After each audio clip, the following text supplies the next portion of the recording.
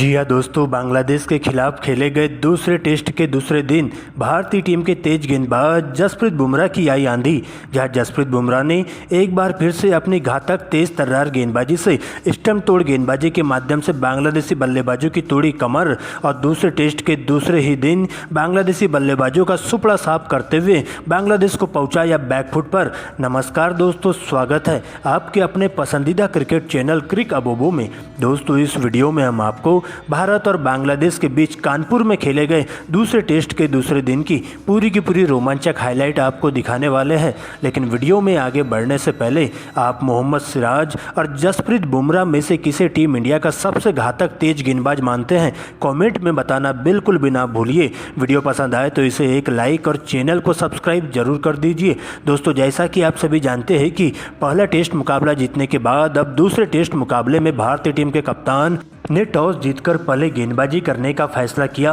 और उनके लिए बिल्कुल भी सही साबित हुआ, क्योंकि दोस्तों बांग्लादेश के लिए पारी का आगाज करने के लिए टीम के दो धाकड़ युवा ओपनर बल्लेबाज सैडमैन इस्लाम और जाकिर हुसैन की एंट्री होती है, जिनके कंधों पर टीम को एक ठोस शुरुआत देने की जिम्मेदारी सौंपी जाती है। तो वही पहले ओवर की गेंदबाजी करने आते मोहम्मद सिराज। हालांकि दोस्तों पहले ही ओवर की दूसरी गेंद पर सैडमैन इस्लाम के द्वारा 4 रनों से अपनी पारी का आगाज किया जाता है, जबकि दोस्तों इसी ओवर की अंतिम गेंद पर एक और जोरदार प्रहार करते हुए 4 रन बटोरा जाता है 1 बाउंस और इस प्रकार से मोहम्मद सिराज के पहले ही ओवर में 2 चौकों के माध्यम से 8 रन बटोरे जाते हैं। लेकिन दोस्तों इसके बाद दूसरे ओवर में तेज गेंदबाज जसप्रीत बुमराह के हाथों में गेंदबाजी सौंपी जाती है, जहां पर जैसे ही जसप्रीत बुमराह आते हैं और बांग्लादेशी बल्लेबाजों पर कहर बनकर टूट पड़ते हैं और पहली ही गेंद पर जाकिर हुसैन को बिना खाता खोले क्लीन बोल्ड कर देते हैं और इस प्रकार से बांग्लादेश की टीम को 8 रनों के स्कोर पर ही पहला बड़ा झटका देखने को मिलता है, जहां पर टीम इंडिया के तेज गेंदबाज जसप्रीत बुमराह आग उगलती हुई गेंदबाजी से बांग्लादेशी बल्लेबाजों पर कहर बनकर टूट पड़ते हैं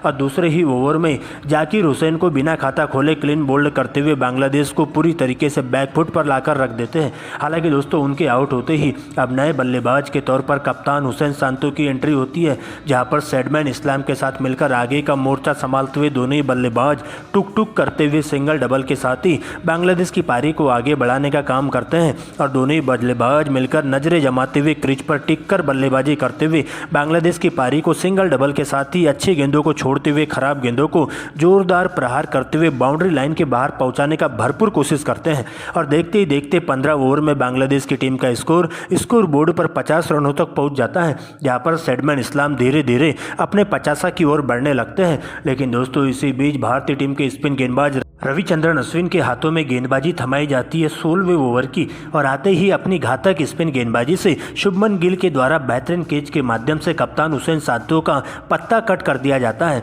जहां पर हुसैन सांतो को 22 के स्कोर पर सीमा रेखा के पास कैच आउट करवाते हुए बांग्लादेश की टीम को लगने वाला दूसरा बड़ा झटका होता है। हालांकि दोस्तों इसके बाद मोमिनुल हक की एंट्री होती है, जहाँ पर सैडमैन इस्लाम और मोमिनुल हक दोनों ही मिलकर आगे का मोर्चा संभालते हुए दिखाई देते हैं। लेकिन इसी बीच भारतीय टीम के दूसरे तेज गेंदबाज आकाशदीप आते ही अपनी घातक गेंदबाजी से मोमिनुल हक को मात्र 4 रनों के निजी स्कोर पर एलबीडब्ल्यू आउट करते हुए बांग्लादेश की टीम को तीसरा जोरदार झटका देते हैं और बांग्लादेश की टीम 100 रनों के अंदर ही अपने 3 बहुमूल्य विकेट को खोते हुए पूरी तरीके से बैकफुट पर आ जाती है। जिसके बाद आगे का मोर्चा संभालने के लिए मुशफिकुर रहीम की एंट्री होती है और इसके बाद सैडमैन इस्लाम सबसे पहले 25वें ओवर में मात्र 52 गेंदों में अपना 50 पूरा करते हुए अपनी टीम को मजबूत स्थिति में ले जाने की भरपूर कोशिश करते हैं और अंगद की तरह डटकर मुकाबला करते हुए भारतीय टीम के तेज गेंदबाजों के साथ साथ स्पिन गेंदबाजों का डटकर मुकाबला करते हुए उन्हें विकेट के लिए तरसाते हुए दिखाई देते हैं। जहां पर देखते ही देखते दोनों ही बल्लेबाजों के बीच में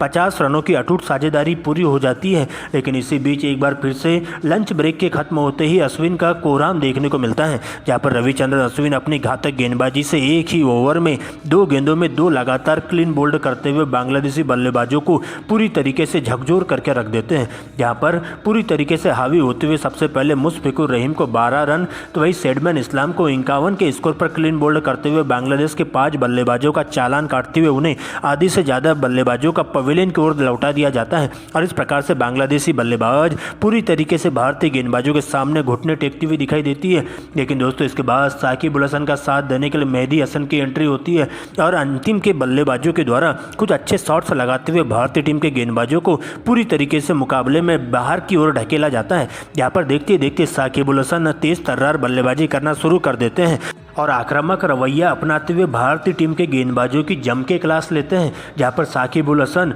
टेस्ट को वनडे बनाते हुए पूरी तरीके से हर ओवरों में चौके और छक्के लगाना शुरू कर देते हैं, जहां पर भारतीय टीम के गेंदबाज पूरी तरीके से पस्त हो जाते हैं विकेट के लिए। लेकिन दोस्तों साकिब उल हसन देखते देखते मात्र 40 गेंदों में अपना 50 पूरा कर लेते हैं, तो वही दूसरे छोर से मेहदी हसन सिंगल डबल के साथ ही उन्हें भरपूर तरीके से साथ देते हुए चलते हैं और देखते ही देखते दोनों ही बल्लेबाजों के बीच में भी एक अड़सठ की साझेदारी पूरी हो जाती है। लेकिन इसी बीच भारतीय टीम के तेज गेंदबाज जसप्रीत बुमराह आते ही फिर से 2 विकेट लेकर जाते हैं और एक ही ओवर में दोनों ही सेट बल्लेबाजों को आउट करते हुए बांग्लादेशी बल्लेबाजों की पूरी तरीके से हवा खोल कर रख देते हैं, जहां पर साकिब उल हसन को 55 रन तो वही मेहदी हसन को 16 रनों के स्कोर पर कैच आउट करवा दिया जाता है। हालांकि दोस्तों इसके बाद लोअर ऑर्डर बल्लेबाज के तौर पर हसन महमूद और तस्किन अहमद के बीच में एक जबरदस्त साझेदारी देखने को मिलती है, जहां पर दोनों ही बल्लेबाज लोअर ऑर्डर में कुछ अच्छे शॉट्स लगाते हुए अपनी टीम को तेजी से 250 रनों के पार पहुंचाने की भरपूर कोशिश करते हैं और पूरी तरीके से भारतीय टीम के गेंदबाजों को विकेट के लिए तरसाते हुए दोनों ही बल्लेबाजों के बीच में एक 50 रन की अड़सठ की साझेदारी पूरी हो जाती है। लेकिन दोस्तों एक बार फिर से इस साझेदारी को तोड़ने के लिए तेज गेंदबाज मोहम्मद सिराज आते हैं और बांग्लादेश की टीम को 8वां बड़ा झटका दिया जाता है उनके द्वारा, जहां पर तस्किन अहमद को 19 रनों के निजी स्कोर पर कैच आउट करवा के डगआउट की ओर भिजवा दिया जाता है। तो वही दोस्तों अगले ही ओवर में चाइनामैन कुलदीप यादव अपनी फिरकी के माया जाल में फंसाते हुए हसन महमूद को 16 रनों के स्कोर पर कैच आउट करवा देते हैं और इस प्रकार से बांग्लादेश के 9 बल्लेबाज डगआउट की ओर लौटते हुए पूरी तरीके से बैकफुट पर आ जाते हैं, क्योंकि इसके बाद बांग्लादेश का कोई भी बल्लेबाज भारतीय टीम के तेज गेंदबाजों के साथ साथ स्पिन गेंदबाजों के सामने टिक कर बल्लेबाजी नहीं कर पाता है और एक के बाद एक सस्ते में अपना विकेट गंवाते हुए पूरी तरीके से ताश के पत्तों की तरह ढहते हुए चला जाता है। जहां पर भारतीय टीम के तेज गेंदबाज एक बार फिर से इस मुकाबले में बांग्लादेश की टीम का सुपड़ा साफ करने के लिए भारतीय टीम के तेज गेंदबाज जसप्रीत बुमराह के हाथों में गेंदबाजी सौंपी जाती है और एक बार फिर से जसप्रीत बुमराह आते ही बांग्लादेश की टीम का 10वां विकेट लेते हुए पूरी तरीके से बांग्लादेश को बैकफुट पर लाकर सुपड़ा साफ कर देते हैं और इस प्रकार से बांग्लादेश की टीम पहली पारी में 240 रन बना पाती है और भारतीय टीम की तरफ से सबसे ज़्यादा विकेट तेज गेंदबाज जसप्रीत बुमराह के खाते में जाते हैं, जो कि 5 विकेट लेकर बांग्लादेशी बल्लेबाजों का सुपड़ा साफ कर देते हैं। लेकिन दोस्तों इसके बाद भारतीय पारी का आगाज करने के लिए कप्तान रोहित शर्मा के साथ युवा ओपनर बल्लेबाज यशस्वी जायसवाल मैदान पर मौजूद हो जाते हैं। तो वही बांग्लादेश के लिए पहले ओवर की गेंदबाजी करने आते तेज गेंदबाज राणा, जहां पर अपनी घातक गेंदबाजी से भारतीय कप्तान रोहित शर्मा को खासा परेशान करके रख देते हैं। लेकिन चौथी गेंद पर रोहित शर्मा पुल शॉट लगाते हुए 1 बाउंस चौका जड़ देते हैं, जबकि अंतिम गेंद पर यशस्वी जायसवाल रिवर्स स्वीप खेलते हुए गेंद को 4 रनों के लिए बाउंड्री लाइन के बाहर भिजवा देते हैं और इस प्रकार से दोनों ही बल्लेबाज बेहतरीन तालमेल के साथ बल्लेबाजी को आगे की ओर बढ़ाते हैं। लेकिन इसी बीच दूसरे ही ओवर में तेज गेंदबाज हसन भारतीय कप्तान रोहित शर्मा को मात्र 5 रनों के स्कोर पर क्लीन बोल्ड करते हुए टीम इंडिया को पहला बड़ा झटका देते हैं और एक बार फिर से रोहित शर्मा पूरी तरीके से फ्लॉप साबित हो जाते हैं, जिसके बाद शुभमन गिल की एंट्री होती है और इसके बाद शुभमन गिल और यशस्वी जायसवाल दोनों ही युवा बल्लेबाजों पर भारतीय टीम की नाव पूरी तरीके से डगमगाती हुई दिखाई देती है। लेकिन इसके बाद इन दोनों ही बल्लेबाजों के कंधों पर आगे का मोर्चा संभाला हुआ जाता है, जहां पर दोनों ही बल्लेबाज सिंगल डबल के साथ ही भारतीय पारी को आगे बढ़ाने की भरपूर कोशिश करते हैं और अच्छी गेंदों को छोड़ते हुए खराब गेंदों को ही सम्मानजनक रूप से खेलते हुए उन्हें बाउंड्री लाइन के बाहर पहुंचाते हुए दिखाई देते हैं। जहां पर दोनों ही बल्लेबाज मिलकर बेहतरीन तालमेल के साथ बल्लेबाजी को जारी रखते हुए लगातार अंतराल में सिंगल डबल के साथ ही भारतीय पारी को आगे की ओर बढ़ाने का काम करते हैं। जहां पर यशस्वी जायसवाल आक्रामक रवैया अपनाते हुए 15वें ओवर में एक छक्का और एक चौका लगा देते हैं और देखते ही देखते इन दोनों ही बल्लेबाजों के बीच में एक 68 की साझेदारी भी पूरी हो जाती है। जहां पर 17वें ओवर में एक बार फिर से यशस्वी जायसवाल बैक टू बैक 2 लगातार चौके लगाते हुए मात्र 51 गेंदों में अपनी हाफ सेंचुरी पूरी कर लेते हैं और टीम इंडिया पहले ही दिन 100 रन बना लेती है।